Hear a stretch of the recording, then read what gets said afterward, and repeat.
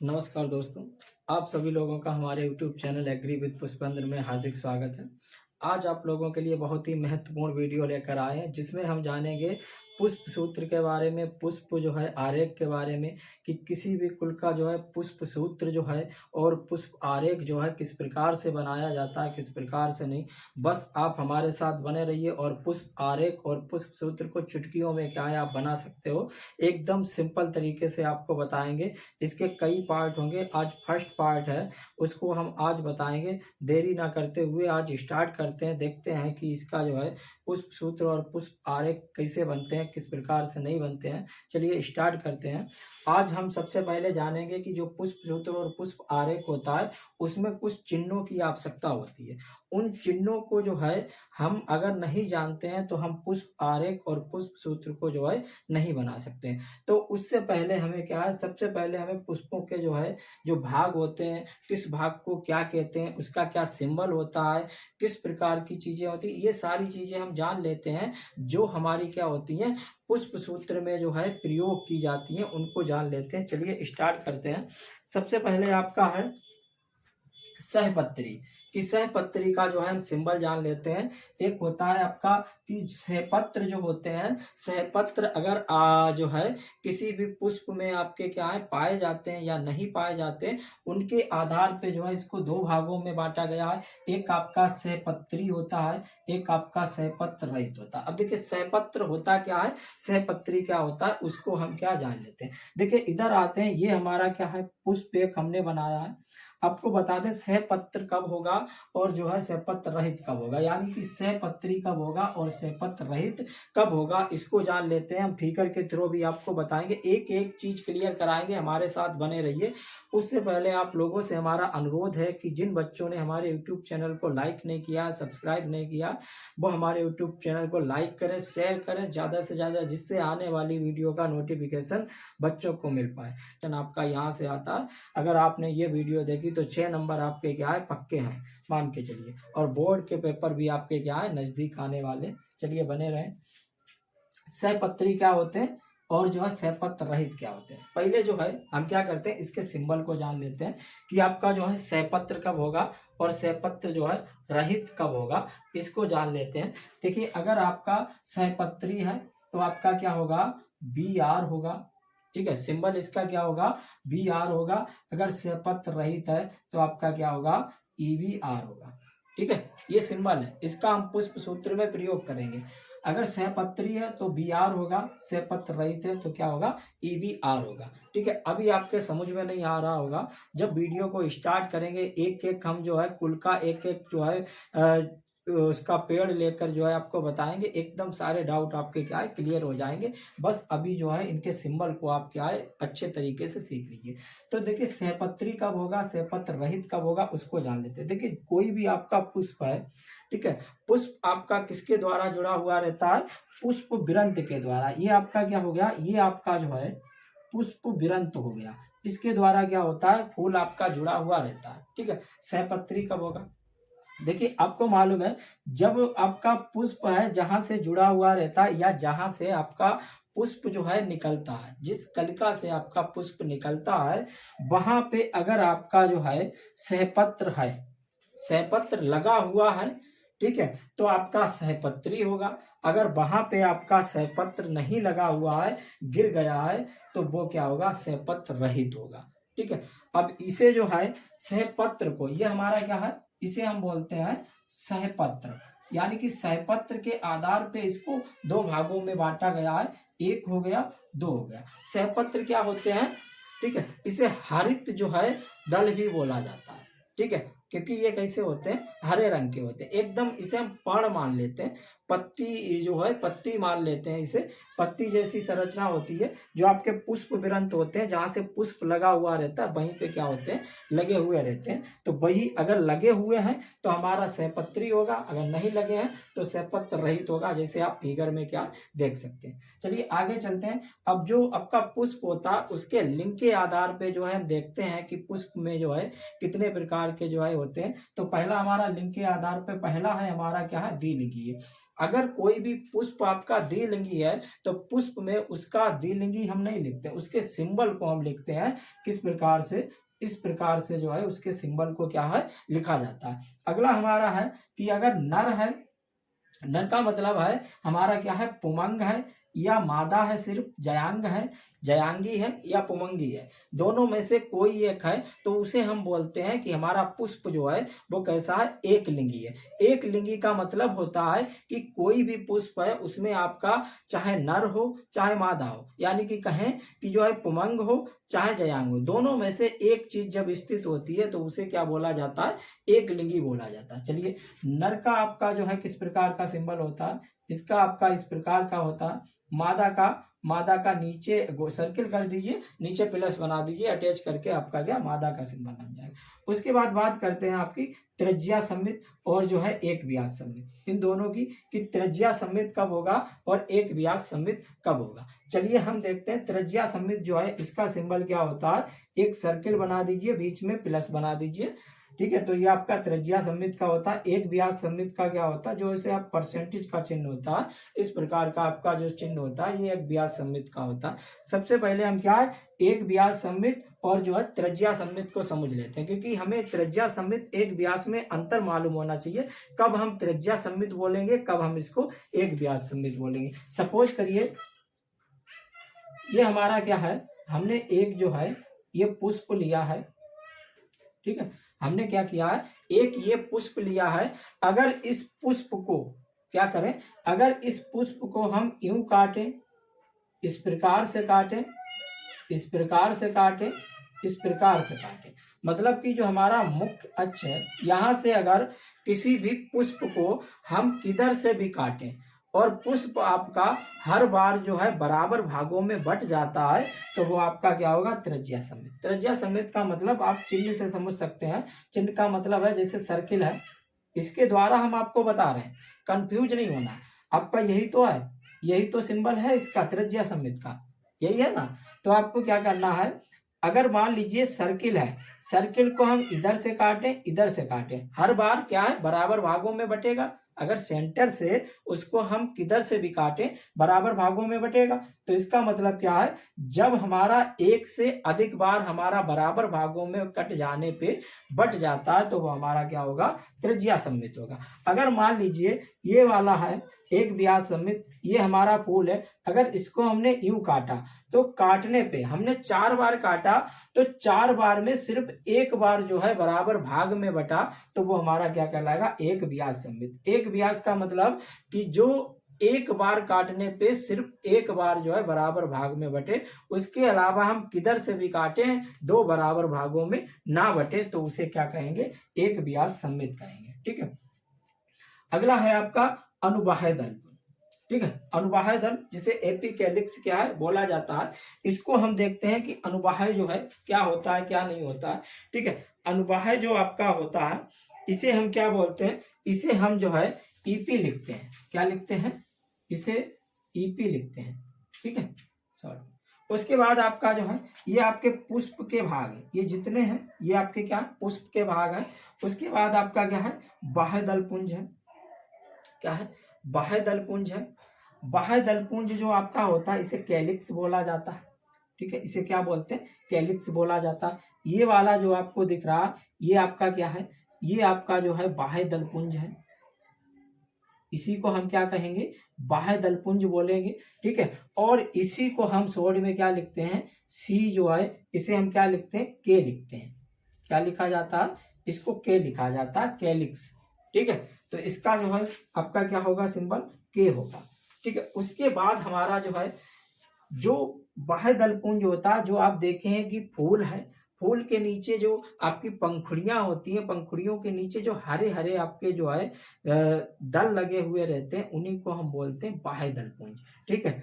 तो ये कलिका अवस्था में पुष्प की क्या है, सुरक्षा भी करते हैं, तो इन्हीं को बोला जाता है बाह्य दलपुंज। चलिए आगे चलते हैं। आपका दलपुंज जिसे करोला बोलते हैं, इसको सी से रिप्रेजेंट करते हैं। और करोला क्या होता है, आप देखें कोई भी पुष्प होता है, उस पुष्प में आपकी जो पंखुड़ियां होती हैं वही आपकी पंखुड़ियां क्या कहलाती हैं, आपका जो है दलपुंज कहलाती हैं। तो ये आपकी पंखुड़ी है, ये आपका क्या कहलाएगा, दलपुंज कहलाएंगी, और इसको जो है हम किससे लिखते हैं, इसको हम सी से जो है रिप्रेजेंट करते हैं। ठीक है, अगला आपका है परिदलपुंज। ठीक है, परिदलपुंज जो है ये आपका जो है थोड़ा सा अलग है।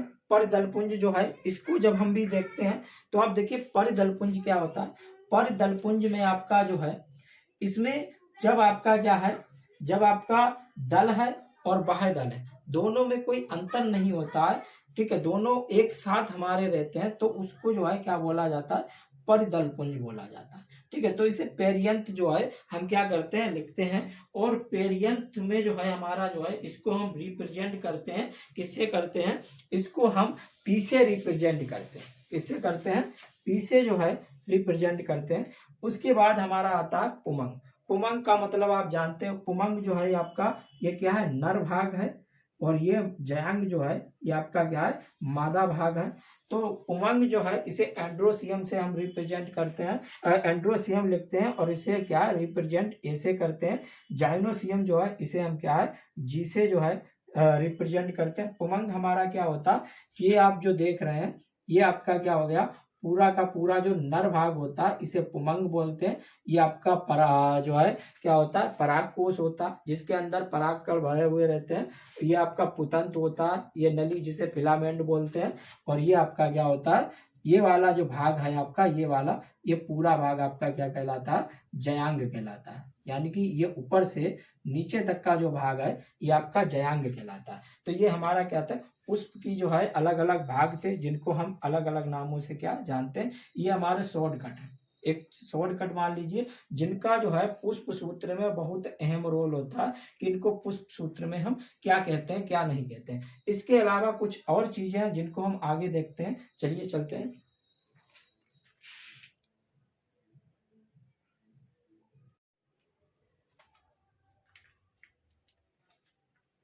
चलिए आगे चलते हैं, आगे देखते हैं। अगर कोई भी हमारा जो है एपीपिटेल्स है तो हमारा क्या होगा, सी ए और ऊपर क्या रहेगा, सर्किल हल्का सा रहेगा। एपीफिलस है तो पी यानी कि पेरियंथ और एंड्रोसियम जो है इनके बीच जो है आपका क्या रिलेशन रहेगा, एक दूसरे से क्या जुड़े हुए रहेंगे। ठीक है, ये आपका एपीपिटेलस है यानी कि सी है और ए है। इसका सी का मतलब क्या होता है, करोला होता है, यानी कि जो आपका दल है। ठीक है, और जो आपका क्या है पुमंग है, ये क्या होंगे, ये पुमंग आपका क्या है दल से जो है जुड़ा हुआ रहेगा। तब हम क्या है इसको इस प्रकार से रिप्रेजेंट करते हैं। अगर हमारा पेरियंथ जो है, एंड्रोसियम जो है पेरियंथ के साथ लगा रहेगा तो हम इसे जो है पी और जो है ए ऊपर हल्का सा जो है सर्किल बना देते हैं, इस प्रकार से लिखते हैं। अगर मान लीजिए आपका जो है दलपुंज जो है यानी कि करोला जो है क्रूसी फॉर्म में है तो इसे हम इस प्रकार से यक्स का चिन्ह जो है यानी कि मल्टीप्लाई का जो है चिन्ह आगे जो है बना देते हैं। ठीक है, उसके बाद अंडाशय आपका जो है अगर उत्तरवर्ती है या अधोवर्ती, मतलब जो अंडाशय होता है ये पुष्पासन की जो पुष्पासन होता है जिसपे आपका अंडाशय क्या होता है स्थित होता है, तो उसके आधार पे आपका एक उत्तरवर्ती होता है, एक आपका क्या होता है अधोवर्ती होता है।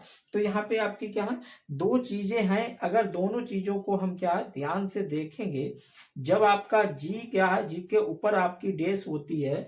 ठीक है, जी के ऊपर अगर डैश है तो आपका क्या है अधोवर्ती है, और उत्तरवर्ती क्या है जब जी के नीचे आपका क्या होती है डैश होती है। मतलब जी जो है चाहे इसे हम इस प्रकार से भी लिख सकते हैं। ठीक है, इस प्रकार से भी लिख सकते हैं। और ये जो है आपका क्या जी के नीचे आपका जो भी डेस है ये भी बताएंगे ये क्या जो एक्चुअल में यहाँ पे नंबर लिखे होते हैं। ये आपका जो जयांग होता है यानी कि जयांग का जो अंडाशय होता है वो आपका कितने खंडों में, एक कोष्ठीय होता है, द्विकोष्ठीय होता है। ठीक है, दो भागों में बटा होता है, तीन भागों में बटा होता है, वो संख्या यहाँ पे क्या है लिखी जाती है। उसके बाद आपका अगर डेस आपका जो है नीचे है तो आपका उत्तरवर्ती होगा, और डैश आपका क्या ऊपर है तो आपका क्या होगा अधोवर्ती होगा। देखिए क्या है, अगर हम बात करते हैं यहाँ पे देखिए फिगर बने, हमने 3 फिगर बने, इसमें आप देखेंगे कि अगर आपका क्या है जो पुष्पासन है, पुष्पासन के साथ अगर आपका क्या है अंडाशय मिला हुआ है तो आपका अधोवर्ती होगा, और अगर पुष्पासन से अलग है, पुष्पासन से ऊपर हट करके है, ठीक है, तो आपका क्या होगा उत्तरवर्ती। मतलब जो अंडाशय है अगर पुष्पासन से ऊपर है स्थित तो आपका उत्तरवर्ती होगा, अगर पुष्पासन के साथ मिला हुआ है तो आपका क्या होगा अधोवर्ती होगा, सीधी सी भाषा में। ठीक है, तो इसे हम इस प्रकार से रिप्रेजेंट करते हैं।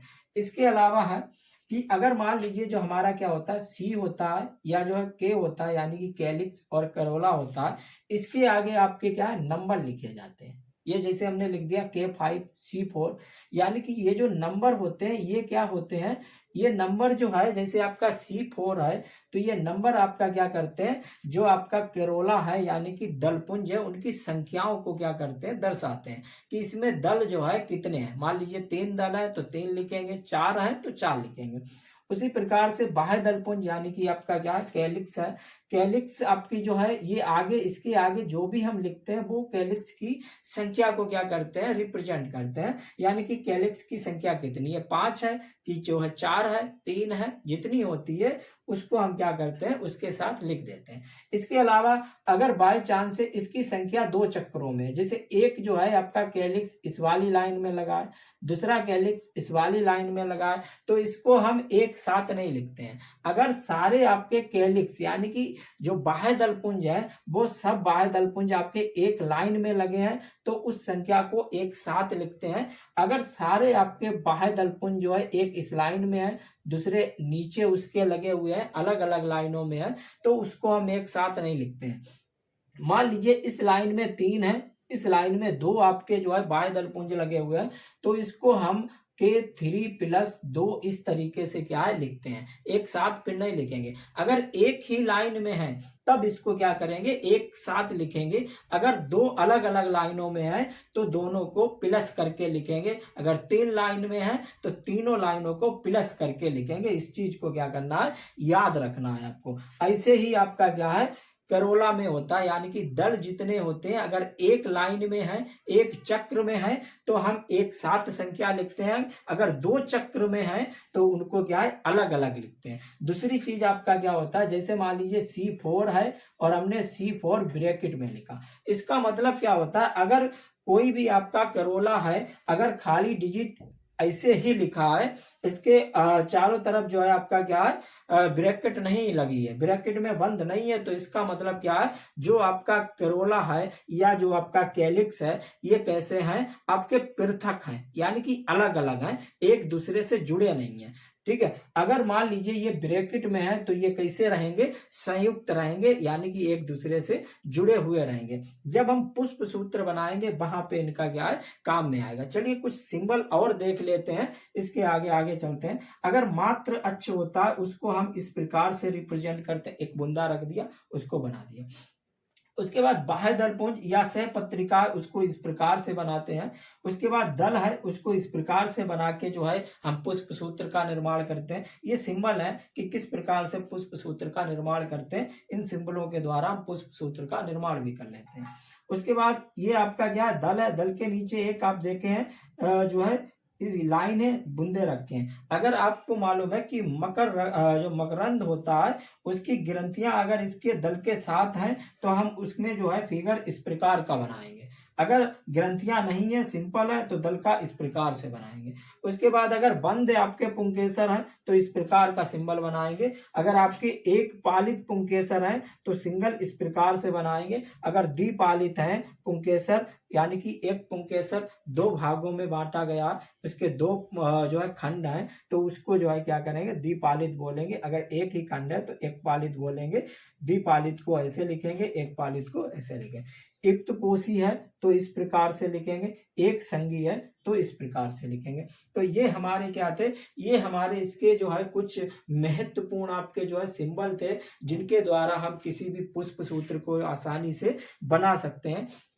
इसके अलावा जो है अब नेक्स्ट वीडियो में हम देखेंगे कि पुष्प का जो है सूत्र कैसे बनाते हैं और आरेख कैसे बनाते हैं एकदम सिंपल तरीके से। ठीक है, तो आज के लिए हमारा क्या है इतना ही जो है मिलते हैं नेक्स्ट वीडियो में। उससे पहले आप लोगों से अनुरोध है कि हमारे चैनल को लाइक करें, शेयर करें और ज़्यादा से ज़्यादा सब्सक्राइब करें, क्योंकि ये बोर्ड वाले बच्चों के लिए बहुत ही महत्वपूर्ण है। 6 नंबर का क्वेश्चन 100 में से 100% आपका आता है, तो इसको आप आसानी से क्या है या सीख सकते हो, देख सकते हो। चलिए।